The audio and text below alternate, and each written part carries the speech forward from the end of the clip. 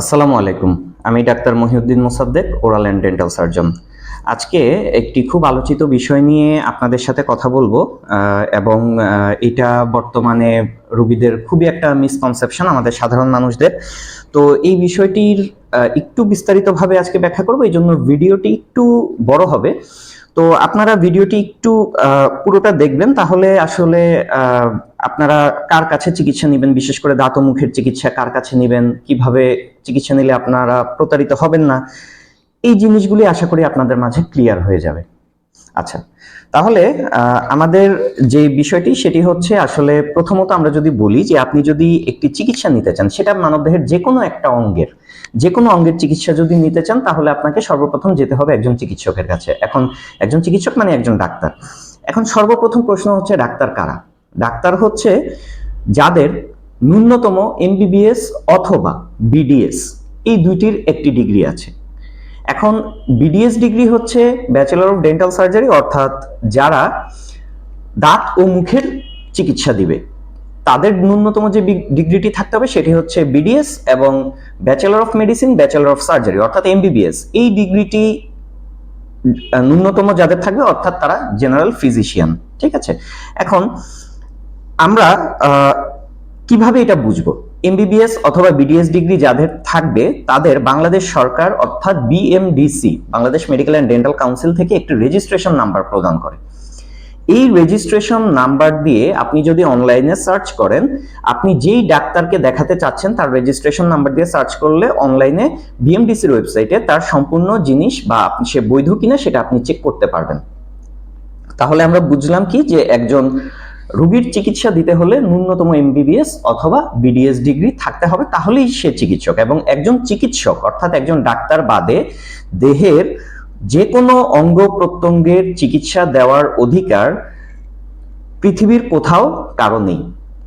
দ্বিতীয়ত আসি, আমরা এখন কথা বলবো দাঁত ও মুখের চিকিৎসার ব্যাপারে। দাঁত ও মুখের চিকিৎসায় আসলে কারা চিকিৎসক? এতক্ষণে আপনারা অলরেডি বুঝে গেছেন যে দাঁত ও মুখের চিকিৎসায় ন্যূনতম বিডিএস ডিগ্রিধারী হতে হবে, তাহলেই সে দাঁত ও মুখের চিকিৎসা দিতে পারবে।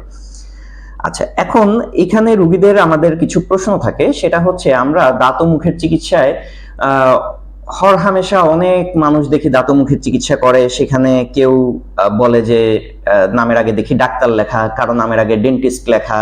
আমরা আসলে কিভাবে বুঝবো? কারণ ডেন্টিস্ট মানেই তো আমরা বুঝি যে সে দাঁত ও মুখের স্পেশালিস্ট, তাহলে আমরা কিভাবে বুঝবো তাহলে ডেন্টিস্ট কারা, তাহলে ডাক্তার কারা? এই কনফিউশনটা রোগীরা আমাদের সাথে করে। আমি বেশ কিছুদিন ধরে এরকম কয়েকজন রোগী পেয়েছি যারা এই কনফিউশনের মধ্য দিয়ে যাচ্ছে, তাই আজকে একটু ছোট্টভাবে উত্তর দেওয়ার চেষ্টা।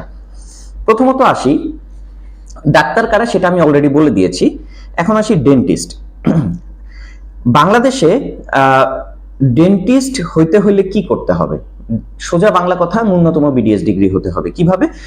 আমাদের দেশে অনেক ধরনের ডাক্তার আছে। অনেক ধরনের ডাক্তার বলতে, যেমন আমি যদি উদাহরণ দিয়ে বুঝাই আপনাদের বুঝতে সুবিধা হবে, সেটা হোক যেমন একজন চক্ষুরোগ বিশেষজ্ঞ। আমি যদি বলি একজন চক্ষুরোগ বিশেষজ্ঞ একজন ডাক্তার প্রথমত, দ্বিতীয়ত তিনি একজন চক্ষুরোগ বিশেষজ্ঞ এবং উনি চোখের সার্জারি করে, তাহলে আই স্পেশালিস্ট অ্যান্ড সার্জন।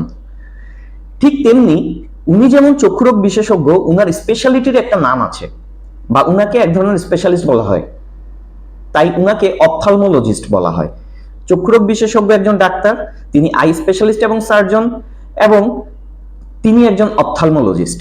আবার দ্বিতীয়ত আরেকটা উদাহরণ যদি দেই, যেমন ধরেন একজন গাইনি রোগ বিশেষজ্ঞ, তো তিনি একজন চিকিৎসক, একজন ডাক্তার। দ্বিতীয়ত একজন গাইনি রোগ বিশেষজ্ঞকে আমরা কি বলি? একজন গাইনি রোগ বিশেষজ্ঞ এবং সার্জন। ঠিক তেমনি তিনি যে একজন গাইনি রোগ বিশেষজ্ঞ, তার স্পেশালিটি হিসেবে তাকে আমরা বলি একজন গাইনোকোলজিস্ট, অর্থাৎ তার স্পেশালিটি অনুযায়ী। ঠিক তেমনি সোজা ভাবে বলতে গেলে একজন মুখ ও দাঁত রোগ বিশেষজ্ঞ যিনি, তিনি যেমনি একজন ডাক্তার, তেমনি তাকে আমরা মুখ ও দাঁত রোগ বিশেষজ্ঞ বা সার্জন অথবা ওরাল অ্যান্ড ডেন্টাল সার্জন। ঠিক তেমনি যিনি ওরাল অ্যান্ড ডেন্টাল সার্জন, তার স্পেশালিটি যেহেতু দাঁত নিয়ে, মুখ নিয়ে, তাই তাকে আমরা বলি ডেন্টিস্ট।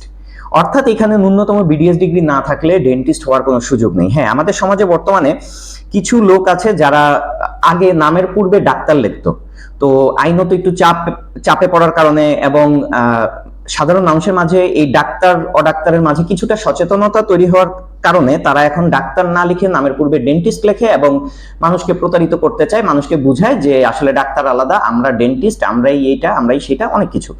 আসলে বিষয়টা হচ্ছে তাদের পুরো ডিগ্রিটা তারা কখনোই তাদের নামের মধ্যে লেখে না। আপনারা যদি দেখেন তারা লেখে diploma in dental, BSc in dental, এতটুকু পর্যন্তই লেখে। আসলে বিষয়টা কিন্তু তাদের ডিগ্রিটা এতটুকু না, তাদের পুরো ডিগ্রিটা হচ্ছে ডিপ্লোমা ইন ডেন্টাল টেকনোলজি এবং বিএসসি ইন ডেন্টাল টেকনোলজি। অর্থাৎ তারা হচ্ছে একজন টেকনোলজিস্ট এবং পৃথিবীর কোথাও কোনো আইনেই একজন টেকনোলজিস্ট একজন রোগীর কোনো একটা অঙ্গ প্রত্যঙ্গের চিকিৎসা করার অধিকার রাখে না এবং এটা আইনত দণ্ডনীয়। একজন টেকনোলজিস্ট কোনোভাবেই একজন রোগীর চিকিৎসা করতে পারে না। একজন রোগীর চিকিৎসা করবে একজন চিকিৎসক, এর বাহিরে কেউ না। হ্যাঁ, তার অনেক সাপোর্টিং হ্যান্ড লাগে। একজন চিকিৎসক যখন চিকিৎসা করবে তার বিভিন্ন টেকনোলজিস্টের দরকার আছে, তার সাপোর্টিং হ্যান্ড হিসাবে তার নার্স দরকার আছে, তার ওয়ার্ড বয় দরকার আছে, তার বিভিন্ন সাপোর্টিং হ্যান্ডের দরকার আছে, কিন্তু তারা সরাসরি কখনোই একজন রোগীর চিকিৎসা করার অধিকার রাখে না। তো বাংলাদেশে এই প্রতারণাগুলো হচ্ছে। তো এক্ষেত্রে আমি আপনাদের আশা করি বুঝাতে পেরেছি যে কারা আসলে ডেন্টিস্ট, কারা ডেন্টাল সার্জন, কারা কিভাবে কি হচ্ছে। তো ডেন্টিস্ট, ডেন্টাল সার্জন এরা আসলে মূলত একই, অর্থাৎ ন্যূনতম বিডিএস ডিগ্রি থাকলেই তারা ডেন্টিস্ট বা ডেন্টাল সার্জন। তাহলে এখন আসি আপনারা কিভাবে এই জিনিসগুলো শনাক্ত করবেন।